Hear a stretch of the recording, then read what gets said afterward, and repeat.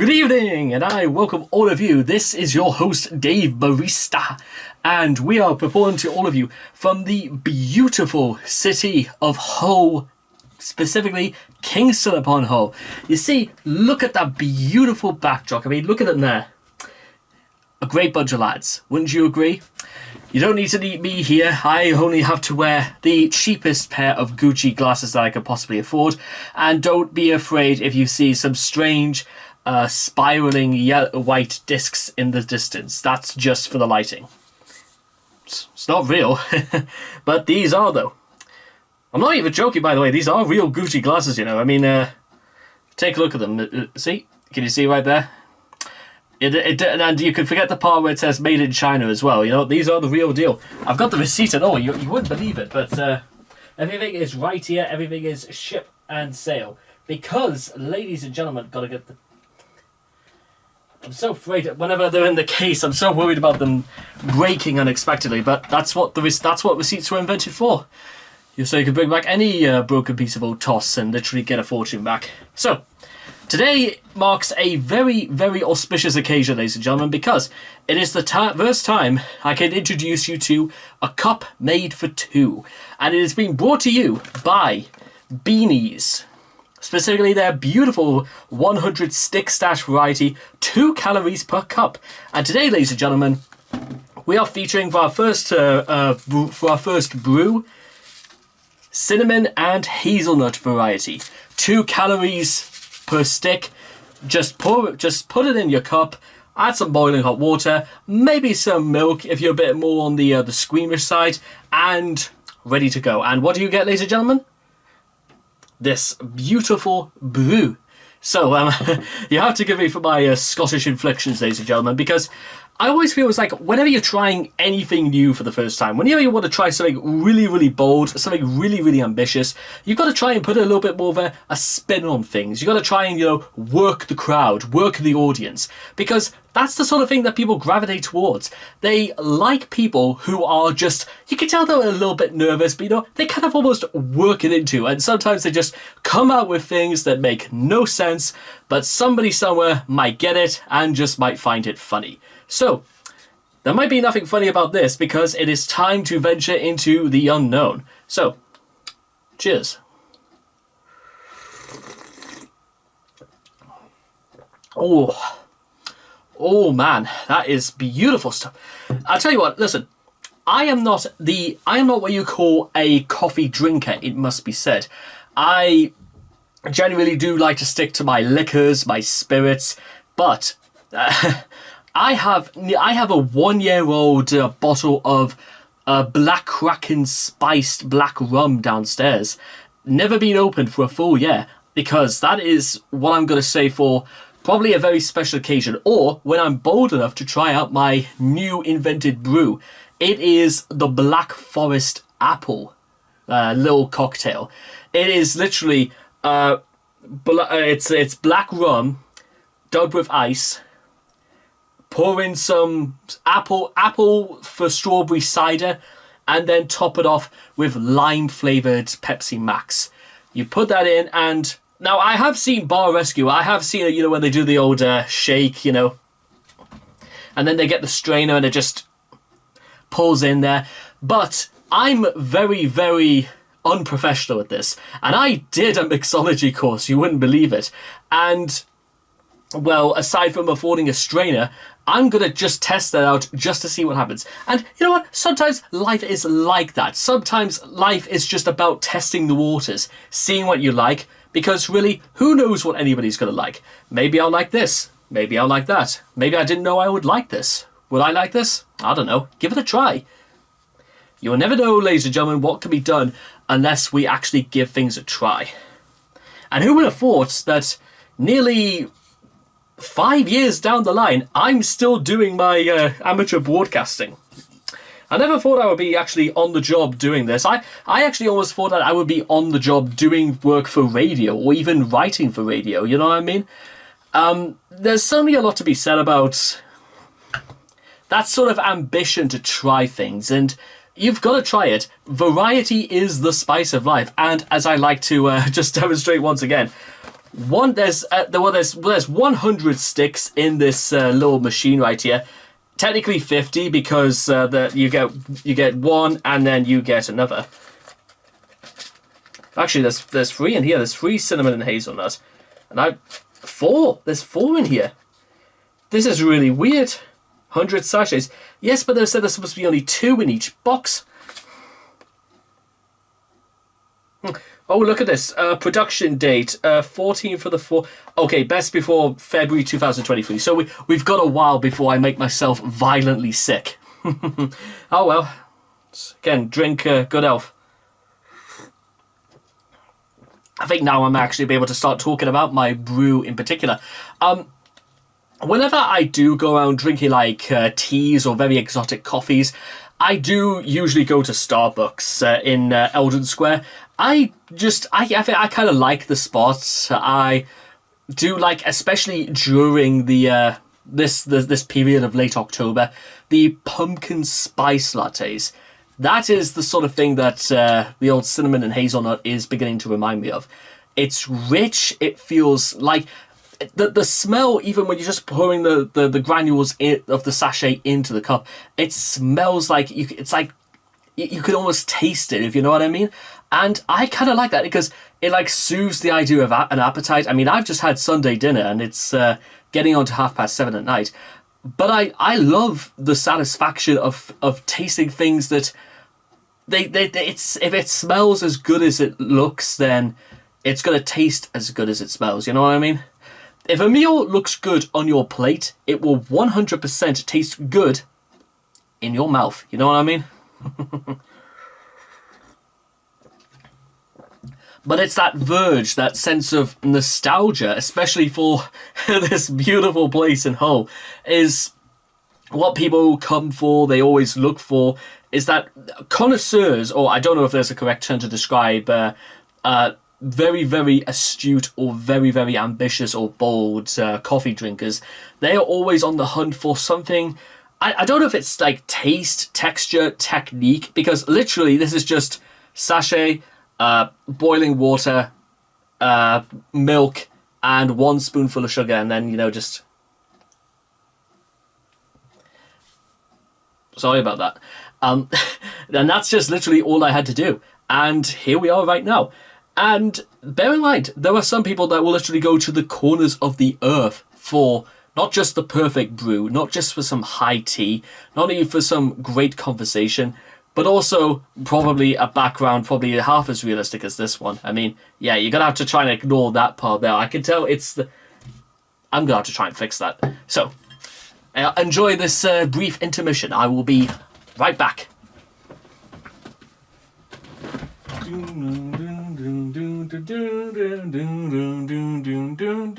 I can't actually afford real intermission music. I'm not that rich.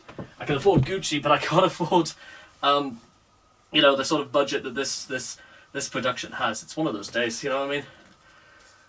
Anyway, fine day Sunday it is. But okay, now that should work, and there we go.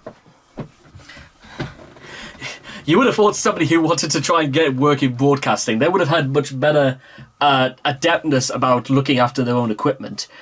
Well, and I can tell that one's not great either, you know what I mean?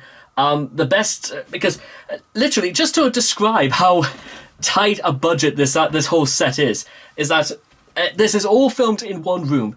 I actually have the stand for the green screen. It fits perfectly into the corner of the room over there, and the pole that I have like a third little stand just to put for the green screen, but I use the actual pole for my curtains just to balance it up there. Just a bit of blue tack so it avoids like falling about and all that. But that sort of level of ingenuity is the sort of thing that always would go into this, and I think it's the sort of thing that any good broadcaster would broadcasting channel or network will always look for, because they will always look for ways to save money, and they'll always look to save money on people who are adept at working possibly on a tight budget. I mean, I know we're in Hull and everything like that, but you know what? It takes a lot of money to build stuff in Hull, like Studio Lambert and all the rest of those guys, including Though those best friends from Kingston upon Hull live in that in that static caravan. Not knocking anything against static caravans. I'm just stating the obvious.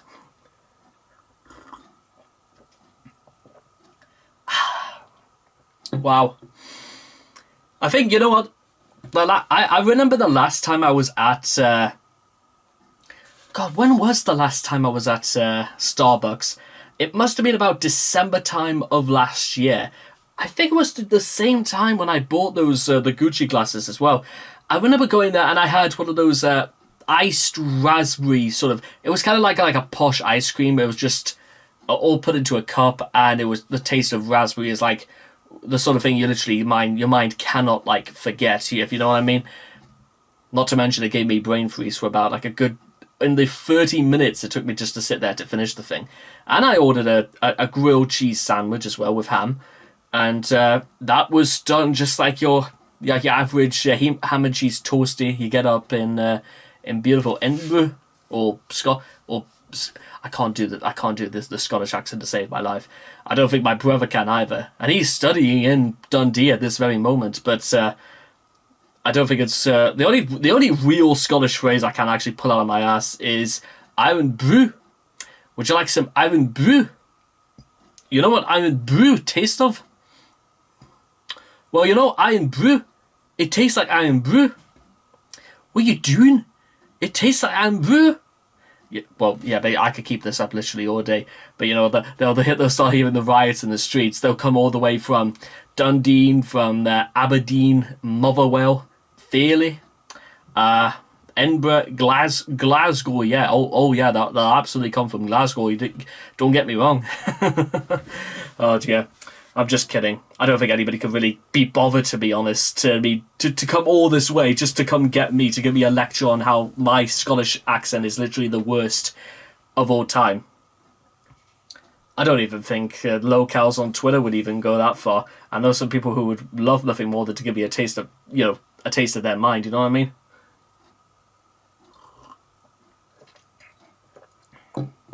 However... Speaking of Scotland, my next point of whatever our conversation has suddenly like deteriorated into. I remember, oh god, a couple of weeks ago, I was at a bar in Newcastle, and it was like 9. It was getting on for like 9 o'clock at night. I just finished a very long day of work.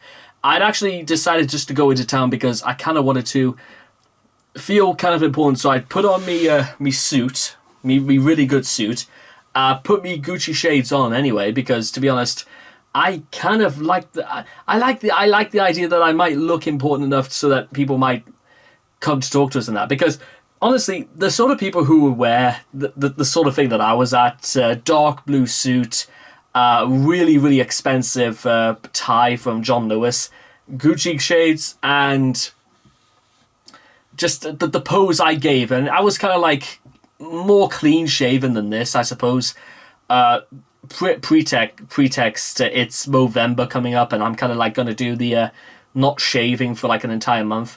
Maybe I'll give myself a slight trim before October finishes, but then literally leave it for the whole of all of November. You know what I mean? Anyway, so sorry. The point of the story was that I came across, I just straight up said, I was standing at the bar, and it was chucking it down outside, and there was just this girl just stood beside us. She's a little bit taller than me, and to be fair, I'm not particularly very tall, I must be honest. For something to say, I just said, looks like rain, yeah, exactly, that's how bad I am at this. Looks like it's raining outside. So, and then she just turns around and says, fairly, it really, oh yeah, you're not wrong there.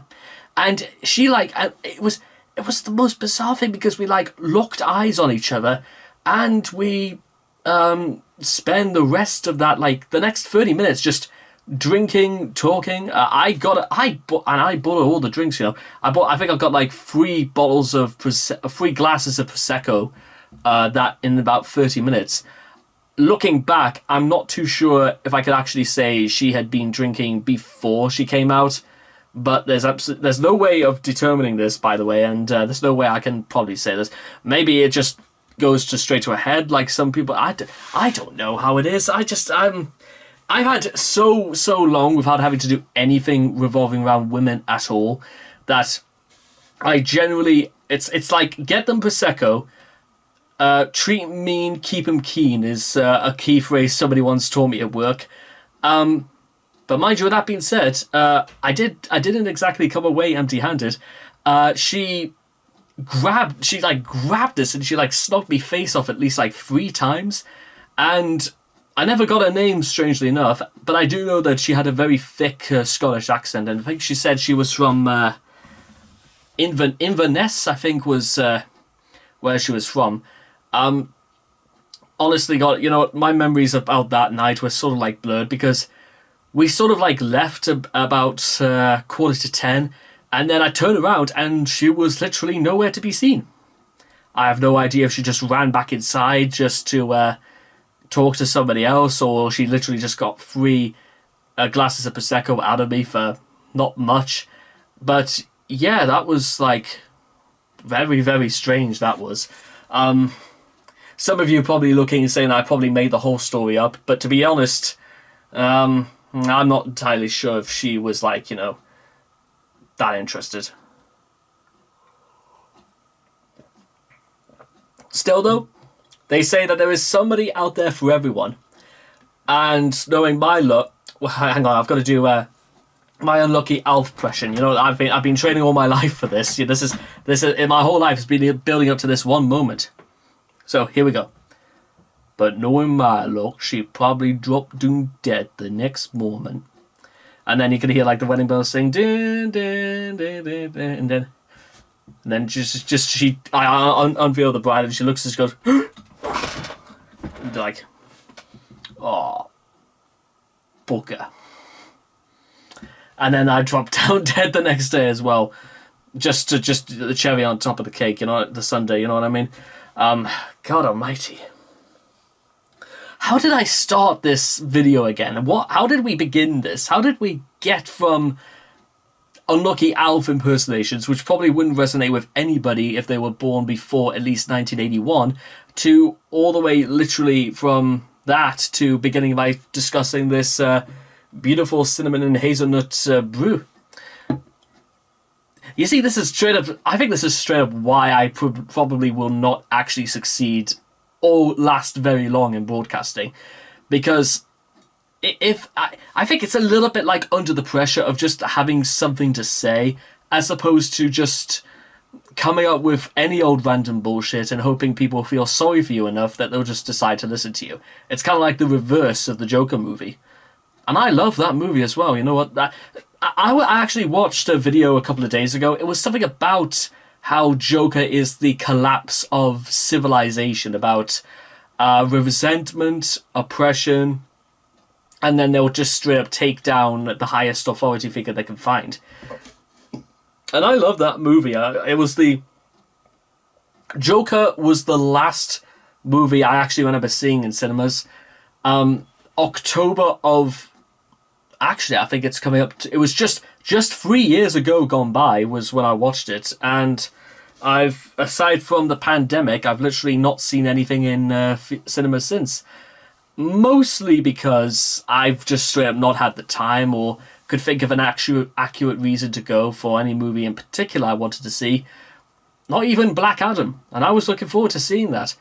But then, of course, these things online start popping up saying that the critics didn't really like the movie. People who actually watched the movie really liked the movie.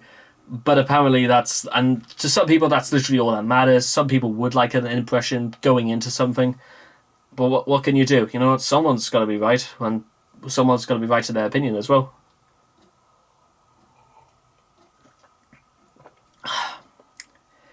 I never really thought about this before, but this brew is already like starting to like get a little bit, not cad, but oh well, I may as well finish it.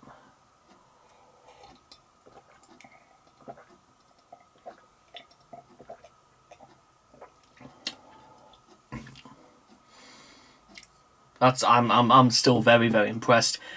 Tastes as good as it looks, as I said. So, at the very least, one thing I can actually establish throughout this very, very interested conversation. That's a wild guess, by the way. I wouldn't know how interesting people really think I am, but I'm actually enjoying myself. I'm enjoying myself because almost for the first time in a very long time, I'm actually able to like be myself a little bit. This past Friday at work, one of my co-workers straight up just wanted to ask if I had any what do I actually do outside of the office?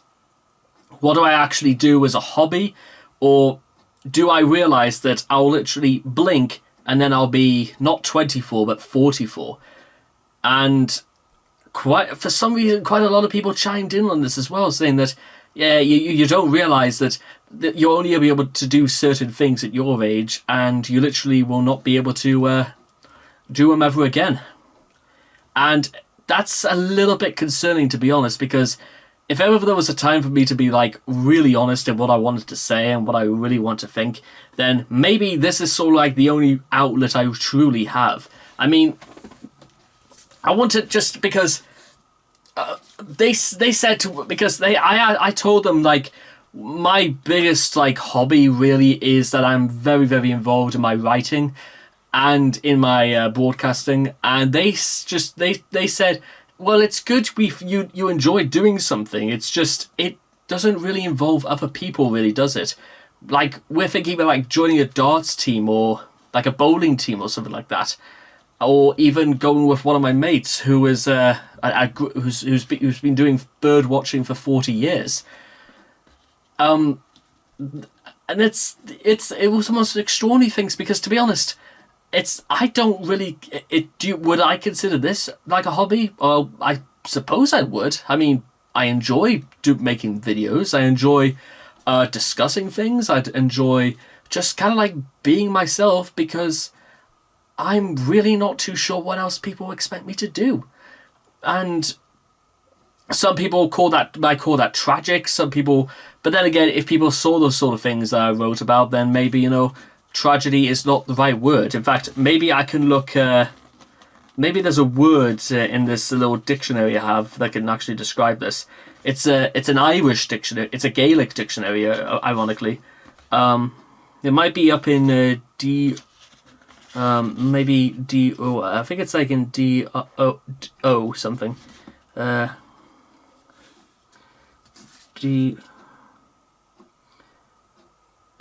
Door. Oh, here we are. Door.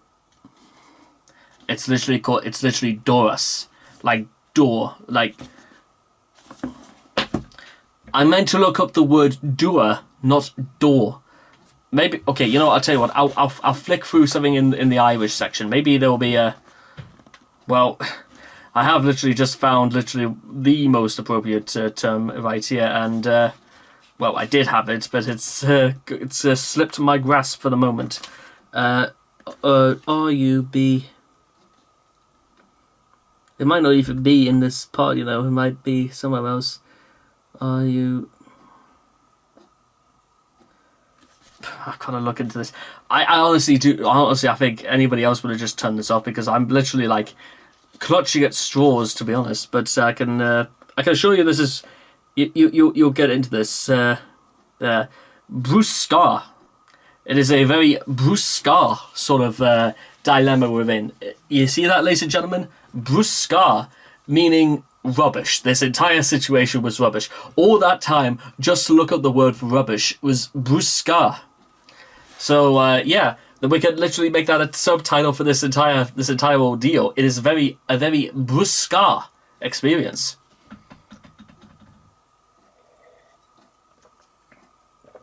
And but then again, I think it's a little bit more interesting that if people are going to say that I should find a hobby or anything like that, well, again, maybe people had it in mind where I was like involved with other people, but I enjoy doing things on my own. It's like, is it necessary to do things entirely with other people? I'm not really sure.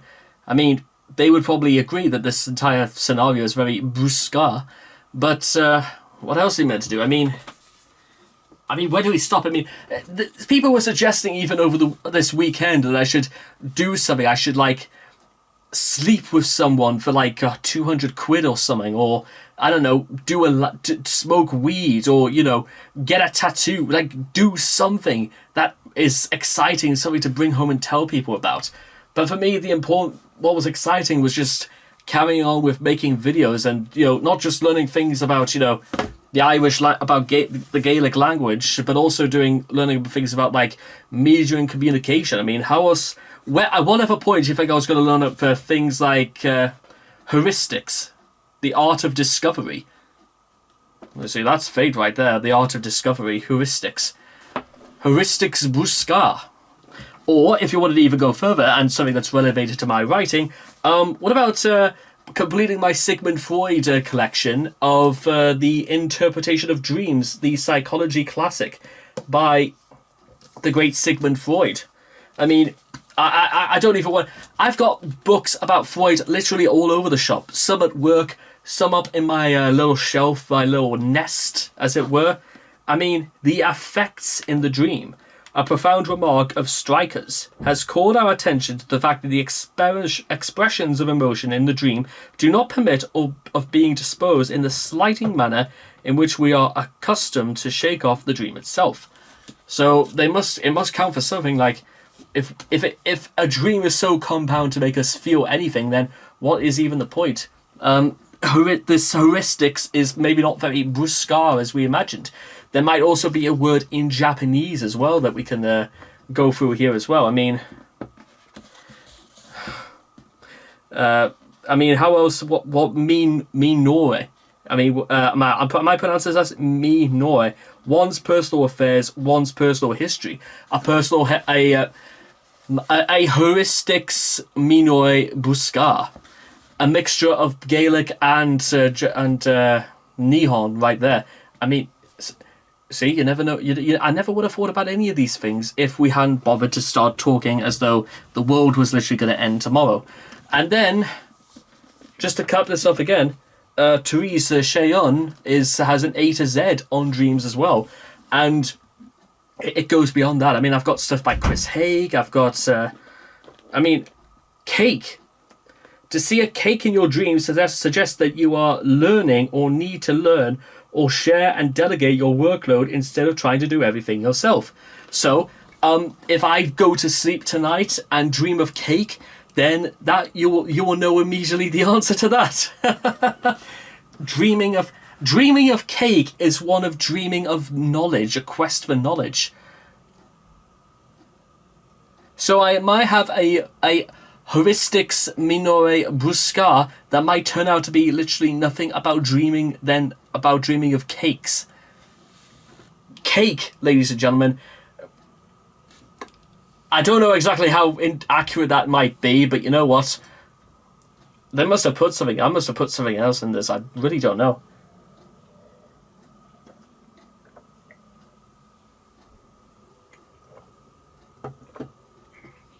Oh. I also kind of like the fact that the 1 teaspoon of sugar was like the granules were very evenly distributed, and that's what you could only be done by actually stirring your tea, as opposed to just letting them lie there like some disgusting child. You can't just leave them where they are. You've got to, put a bit of vigor into them. That could have turned sour very, very quickly, you know what I mean? So, there we are, ladies and gentlemen. One very, very empty mug, one very, very satisfied customer.